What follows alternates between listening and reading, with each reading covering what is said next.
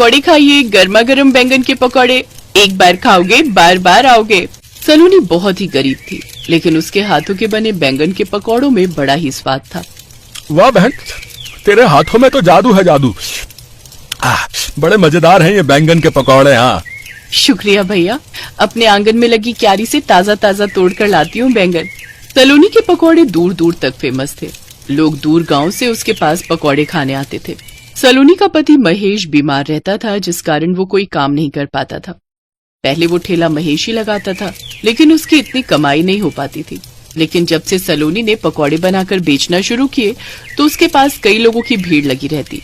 सलोनी के साथ उसका 10 साल का बेटा भी अपनी माँ की ठेले पर मदद करता था। एक रोज घर पर सारी कमाई इनके इलाज में खर्च हो जाती और बाकी घर खर्च में कुछ बचत हो ही नहीं पाती। मैं ही बोझ हूँ तुम सब पर। ऐसा क्यों बोलते हो जी? मैंने ऐसा कब कहा? एक रोज सलोनी ने देखा कि उसके ठेले के सामने एक दूसरे पकौड़े वाले ने ठेला लगा लिया है। वो तरह तरह के पकौड़े बनाकर बेचता था। वो पकौड़े वाला बड़ा ही चालाक था। उसने सस्ते पकौड़े बेचने शुरू कर दिए। आलू प्याज गोभी के सस्ते सस्ते पकौड़े ले लो। अरे वाह, सस्ते पकौड़े। चलो चलो, आज उसी के पकौड़े खाते हैं। अपने ग्राहकों को दूसरे ठेले पर जाता देख सलोनी परेशान हो जाती है। वो ठेले वाला अब हर रोज सस्ते पकौड़े बनाकर बेचने लगा, जिससे सलोनी के ग्राहक उसके ठेले पर जाने लगे। सलोनी की कमाई काफी कम हो गई। रोहन बेटा, सब ग्राहक तो सामने वाले ठेले पर ही खाने जा रहे हैं। हमारे पकौड़े खाने तो कोई नहीं आता। अगर ऐसे ही चलता रहा तो हमारा घर कैसे चलेगा? हाँ माँ, हमें कुछ सोचना पड़ेगा। दूसरी तरफ बिरजू अब बहुत खुश था। उसकी ठीक ठाक कमाई हो जाती थी। वाह वाह, अच्छी कमाई होने लगी है। लेकिन मेरी आधी बचत तो महंगी महंगी सब्जियां खरीदने में चली जाती हैं। तो क्यों ना मैं अब ग्राहकों को सस्ती और बासी सब्जियों के पकौड़े बनाकर बेचूं। वैसे भी अब तो मेरे ग्राहक बंध गए हैं। गर्मा गर्म पकौड़े होने के कारण वैसे भी उन्हें कुछ पता नहीं चलेगा। अगले दिन बिरजू बाजार गया और सस्ती सब्जियां खरीदकर उनके पकौड़े बनाकर बेचने लगा। सस्ते और गर्मा गर्म मजेदार पकौड़े खा लो। 10 रुपए की 250 ग्राम पकौड़े। तभी उसके पास एक बड़ी सी गाड़ी आकर रुकती है, जिसमें से कुछ लड़के बियर की बोतल लेकर उतरते हैं। अरे ओ, गर्मा गर्म बैंगन के पकौड़े बना दे। जी जी मालिक, अभी बनाता हूँ। पकौड़े लेकर बियर के साथ अपनी गाड़ी के ऊपर रखकर खाने लगते हैं। ये देख सलोनी उनके पास आकर बोली, भाई साहब, यहाँ दारू मत पीजिए। मैं एक महिला हूँ और दारू के कारण कोई ग्राहक नहीं आएगा। अबे ये रोड तेरे बाप की है क्या?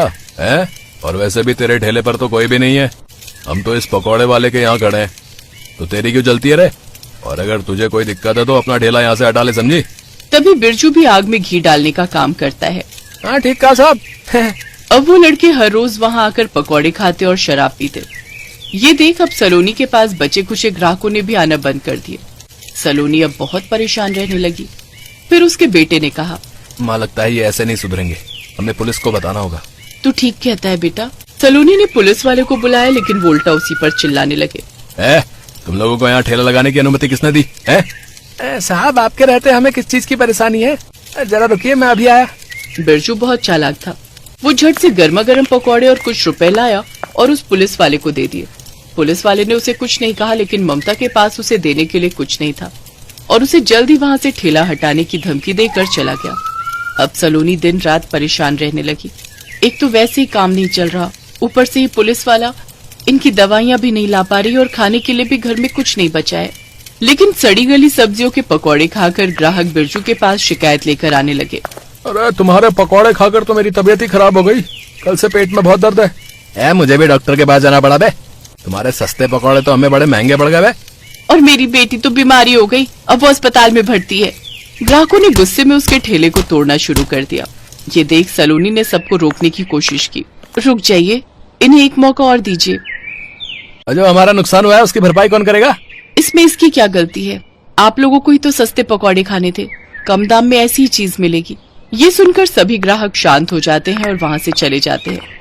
फिर सलोनी अपने बेटे के साथ उसके ठेले को उठाती है और दोनों उसका सारा सामान ठेले पर रख देते हैं। ये देख बिरजू को अपनी गलती का एहसास होता है और वो सलोनी से हाथ जोड़कर माफी मांगता है। मुझे माफ कर दो बहन, मैंने तुम्हारे साथ कितना गलत किया, लेकिन तुमने मेरी फिर भी मदद की। अब से हम दोनों अलग अलग ठेला नहीं बल्कि एक ही ठेला लगाएंगे, जिसमें हम ताजे ताजे बैंगन के पकौड़े के साथ साथ हर तरह के ताजी सब्जियों के पकौड़े बनाकर बेचेंगे।